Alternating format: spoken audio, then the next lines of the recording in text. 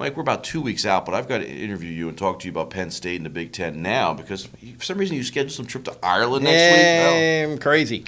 Penn State will be in Ireland playing Central Florida. We'll talk about that in a moment.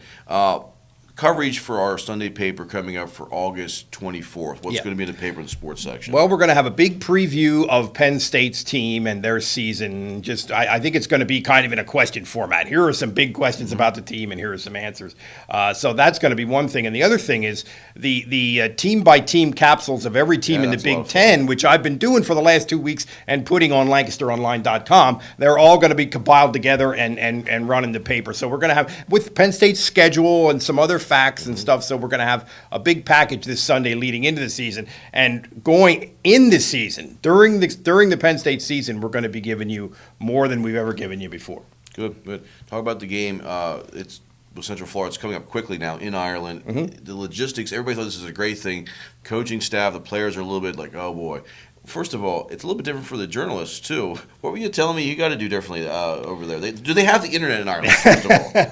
They apparently have the internet. I'm going to go to AT&T tomorrow and find out if we have to do anything different with phones. But they actually have a different AC adapter over there. Like the plug that we put in the wall for our computer won't fit in the wall in Ireland. I have learned. So you got to get an adapter, but that's doable. And actually, Penn State emailed yesterday and reminded everybody to get one of those adapters, which I thought was very helpful of them. Yeah. Which way does the toilet water go? That's what I really want. We'll find out. That's Twitter. That's a tweeting opportunity. Please tweet that out. Prediction. Who's going to win this game, Central Florida against Penn State?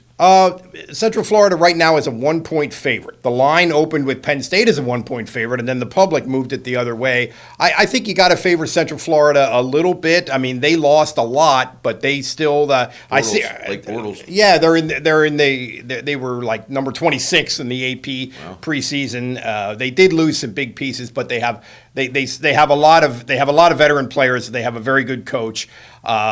Penn State's question marks being what they are. It's a tough call. I think it's going to be a good game, but I slightly favor Central Florida. Okay. Prediction for the year, because I'm not going to see you before. How's Penn State going to do this year? What's your record? Well, I've picked a couple of places in print already. 7-5, 4-4, which would be a loss to Central Florida and winning all the non-league games, and then I just think the offensive line is a big. I think they're going to be better defensively. I think they're going to be pretty good defensively. There's so many wild cards though, and foremost among them is the offensive line protecting James Hackenberg or Christian Hackenberg and allowing all these offensive weapons to make plays. And maybe I'm being too optimistic. I have an 8-4 right now, but a lot of that depends on the Central Florida game. And I should be thinking 2 years ago, that first game of the year, Penn State should have won when O'Brien's debut, but because of the new staff and all the kinks, the game that got away from. That's a good point. Could happen again. That's a good point. So we'll see. But 7-5, 8-4 is really not that different. But and first year of the James Franklin era, hey, we don't know what's going to happen.